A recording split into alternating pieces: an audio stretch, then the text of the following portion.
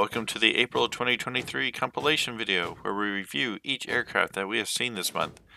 Everything from the regional CRJ-900LR to the Queen of the Skies, the 747 itself. We see the colorful and the bland, young aircraft with bright futures, and old friends long gone. Please watch as we take a stroll down memory lane to those aircraft we got to see the histories of this month. And if you watch till the end, a preview of what you can expect to see next month. April 1st, a rare Saturday viewing. We had a little fun for April Fool's Day by pretending Delta Airlines had had a Concorde from the 1970s to just recently. It was a blast coming up with a fake history that included Mach 2 travel over the country and running a successful supersonic service at the local level. We even put in a cargo conversion and service with DHL to round things out before being transferred to the Delta Museum in Atlanta. April 4th, we covered the Eastern Airlines L-1011 in its final silver hockey stick livery form. We covered the fact that this particular aircraft had been the Lockheed demonstrator for potential sales in Europe and Asia. Initially, the aircraft had the Eastern Airlines window cheat line along the sides, but with the logos of Courtline and British European Airlines on the fuselage and tail. Eventually, the real aircraft would finish its life with Delta Airlines, as did most L-1011s, it would seem. On April 5th, the Czech Airlines Airbus A310 was discussed in some detail. This aircraft served for nearly a couple of decades with flights to and from Prague in the Czech Republic. While with Czech Airlines, the aircraft would wear two liveries. The aircraft would continue on to Mahan Air in 2009 to continue flying passengers, but this time in and out of Iran, for service throughout the Middle East and beyond. This plane still flies today.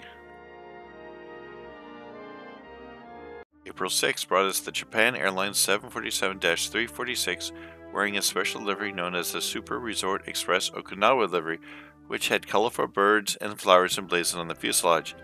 Eventually, this aircraft would fly with the Rasocha special livery, which is similar in look to the original livery. After a short stint with JAL's charter airline Airways, the aircraft would finish its career in Russia with Transaero, and today the aircraft awaits its fate in Moscow. On April 7th, we would see the TAP Air Portugal Boeing 737-382 garbed up in a fun and colorful paint scheme for the 1998 World Expo in Lisbon. It definitely stood out amongst other airlines, both big and small. While it did spend some time in the normal TAP livery, it would always be remembered for the Expo 98 look. This airplane would go on to serve for many more years with several different airlines, carrying passengers all over Europe.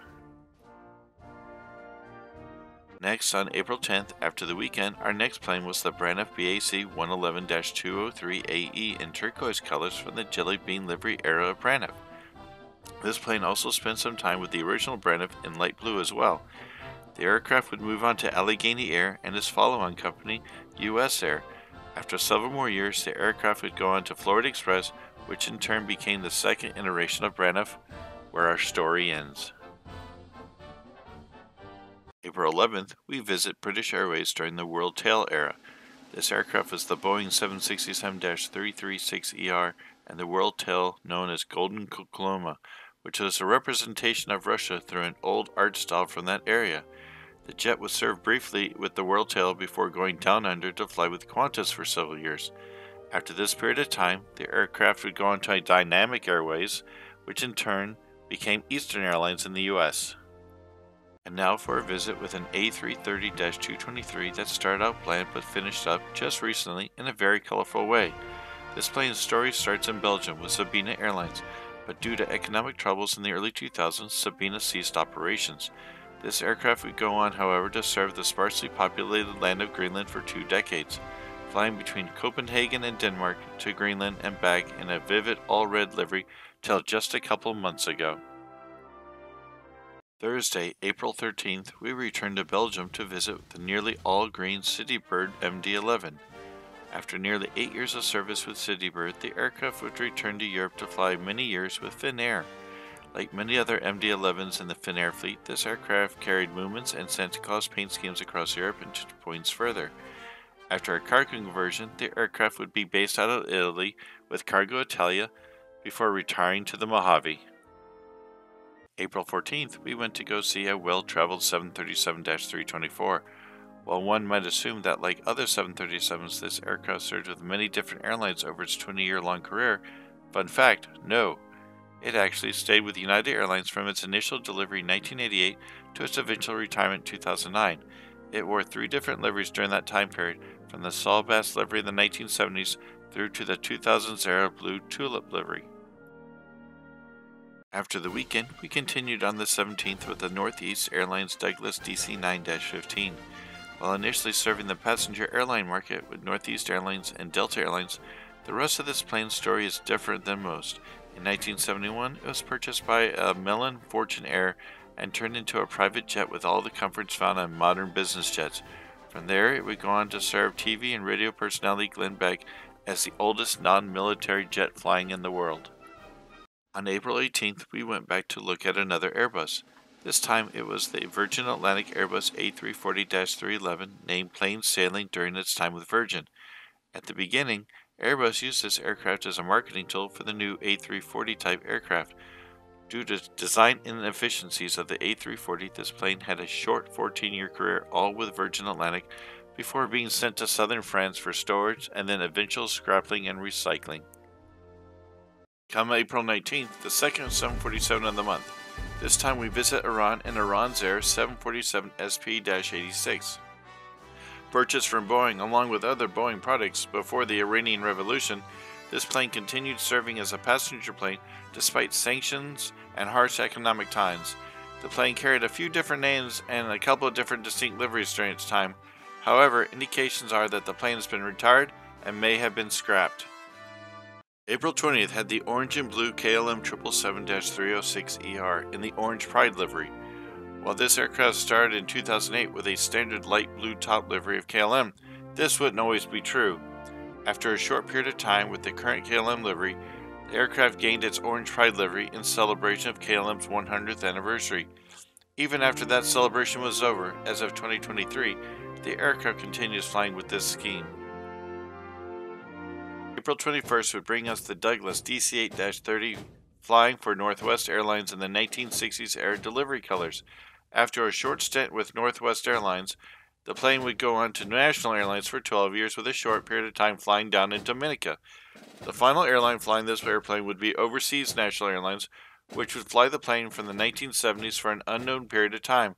Eventually, the aircraft would be scrapped at an unknown place and time. On April 24th, we saw our first and only propeller-driven aircraft this month. This would be the Alaska Airlines Lockheed L-100-30 cargo airplane.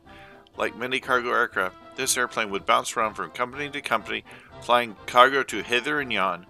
After many decades of flying in and around the United States, the aircraft would transfer over to Africa to complete both UN aid missions and flights to help control oil spills at sea.